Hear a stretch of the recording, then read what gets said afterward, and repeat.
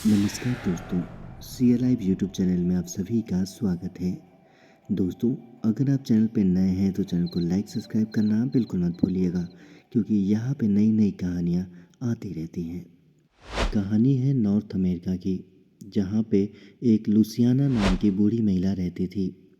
उसके बच्चों ने उसे घर से अलग कर दिया था, क्योंकि वो करीब 72 साल की हो चुकी थी और वो मानसिक संतुलन भी लगभग में खो रही थी। आए दिन उसकी हरकतों की वजह से उसके बच्चों ने उससे परेशान होकर उसे अकेला गांव से बाहर कर दिया और उसको एक छोटी सी झोपड़ी देकर खेतों के सामने ही उसे बसा दिया। लेकिन बूढ़ी औरत अकेले रहने लगी थी और उसे बिल्कुल भी समझ नहीं आ रहा था कि वो क्या करे। इसलिए बूढ़ी औरत ने खेती करने का फैसला किया। लेकिन खेती करने के लिए भी बीज और खाद की ज़रूरत पड़ती है, और बूढ़ी औरत के पास 1 रुपया भी नहीं था और वो अपने बच्चों से मांग भी नहीं सकती थी, क्योंकि उसके बच्चे उससे बिल्कुल भी प्यार नहीं करते थे। वो बेहद ही उदास रहने लगी और खाना पीना भी उसने लगभग में छोड़ दिया।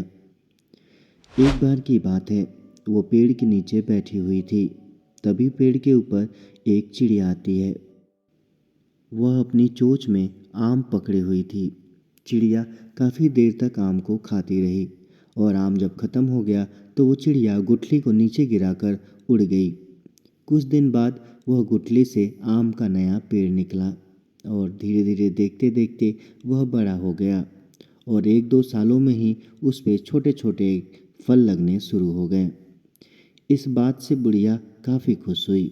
उसके दिमाग में एक विचार आया कि क्यों ना वो पूरे गांव में घूम घूम कर लोगों के घर से कूड़ा इकट्ठा करे और उन कूड़ों में से जो भी बीज उसे प्राप्त होंगे उन्हीं को लगाकर वो खेती करे। यह आइडिया काफ़ी अच्छा था, जिसमें बूढ़ी औरत को ना ही पैसों की ज़रूरत पड़ेगी और ना ही किसी से एहसान मांगने की। बुढ़िया तुरंत अपनी झोपड़ी में जाती है और वहाँ से डस्टबिन को उठाती है। अब धीरे धीरे वो सभी घरों के कूड़ों में झांकने लगती है और वहाँ से जो भी उसे फल या उसके बीज प्राप्त होते हैं वो उसे ले आकर अपने खेतों के आसपास लगाने लगती है। कुछ ही दिनों बाद उसका खेत हरे भरे फलों के पेड़ों से भर गया। वह बूढ़ी औरत काफ़ी खुश रहने लगी थी। वह अपने खेतों के बीचों बीच जो खाली स्थान बचा था उनमें वो सब्जियां लगाना शुरू कर देती है। उस बूढ़ी औरत को कद्दू बहुत पसंद था, इसलिए वो सबसे पहले कद्दू का पेड़ एक बीचों बीच लगाती है। 1 से 2 महीने बाद ही कद्दू के पेड़ से फल आने शुरू हो गए और ये फल इतने ज़्यादा थे कि इस बूढ़ी औरत ने उसे बेचना भी शुरू कर दिया। उसको अब पैसे भी मिलने लगे थे। बूढ़ी औरत अब अकेले ही काफ़ी खुश रहने लगी थी।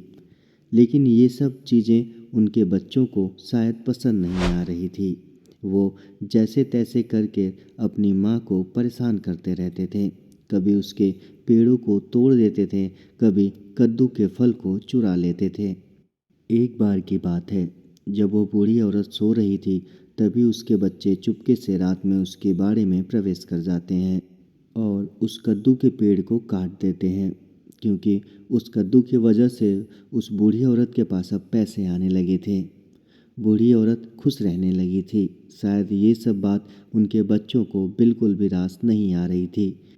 इस वजह से उन्होंने पूरे कद्दू के पेड़ को काट दिया।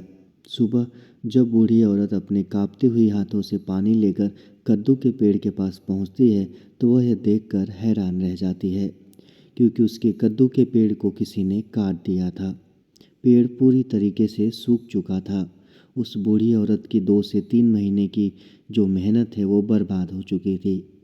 उसे यह यकीन भी नहीं हो रहा था कि जिस कद्दू को सुबह शाम वो देखती, निहारती, उसकी सेवा करती रहती थी, आज वो काट दिया गया है। आखिर यह कौन कर सकता है और आखिर उससे उसको क्या लाभ मिलेगा? बूढ़ी औरत काफ़ी ज़्यादा दुखी हो जाती है और उसने खाना पीना छोड़ दिया। 1 से 2 दिन बाद ही उस बूढ़ी औरत की उस कद्दू के पेड़ के पास मौत हो जाती है। यह सब देखकर बाकी गांव वाले काफ़ी ज़्यादा दुखी होते हैं और गुस्सा भी करते हैं उसके बच्चों पे कि इस बूढ़ी औरत ने तुम्हारा क्या बिगाड़ा था। लेकिन उसके बच्चों को मानो इस बात का कोई भी भय नहीं था। वो उस बूढ़ी औरत की लाश को उस कद्दू के साथ ही दफन कर देते हैं और वहाँ से चले जाते हैं।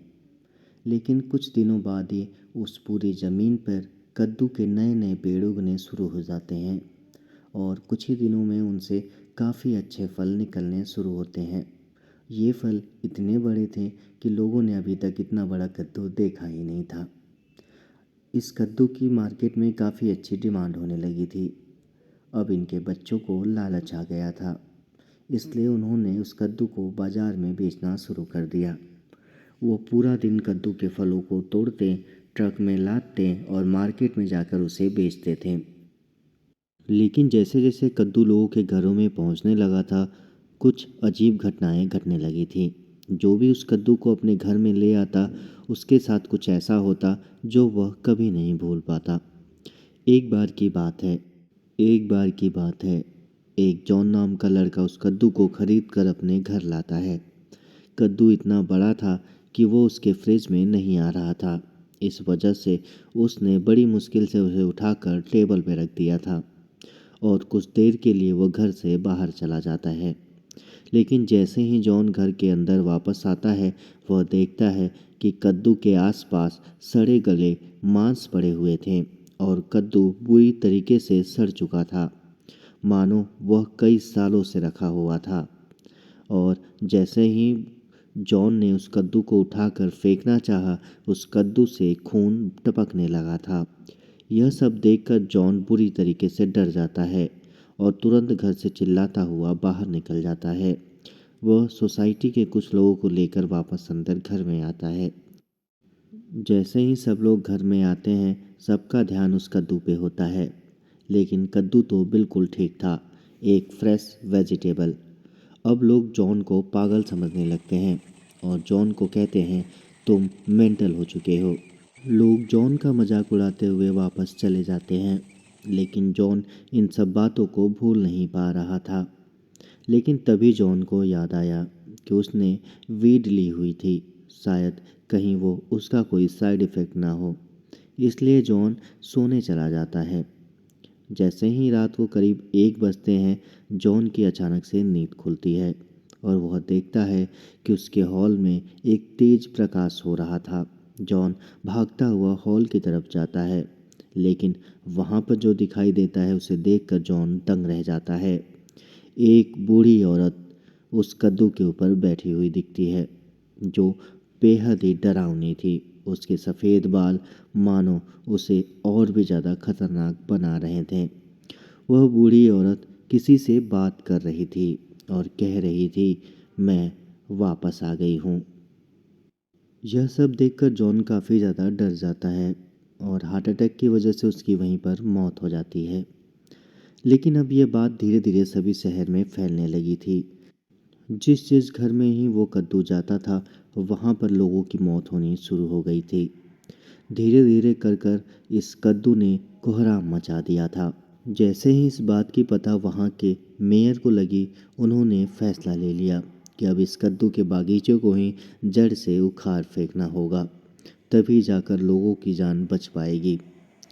काफ़ी लाव लश्कर के साथ वहाँ पर वो पहुँच जाते हैं और उस बागीचों को उखाड़ने के लिए जेसीबी मशीन से वहाँ की खुदाई करना शुरू कर देते हैं।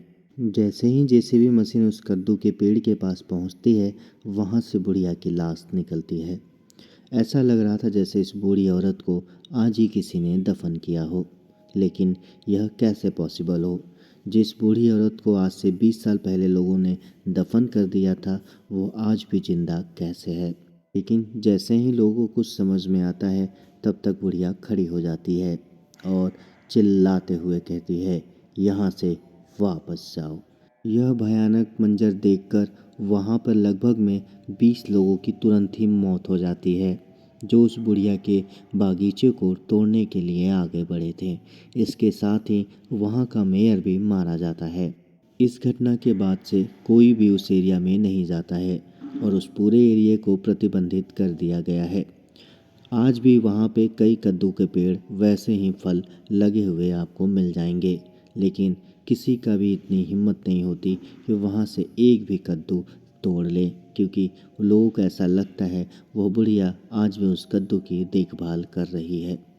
तो दोस्तों, आपको ये कहानी कैसी लगी और इसमें सबसे ज़्यादा गलती किसकी है, उस बुढ़िया की जिसकी वजह से कई लोग मारे गए, या फिर उसके बच्चों की जिसकी वजह से बुढ़िया मारी गई?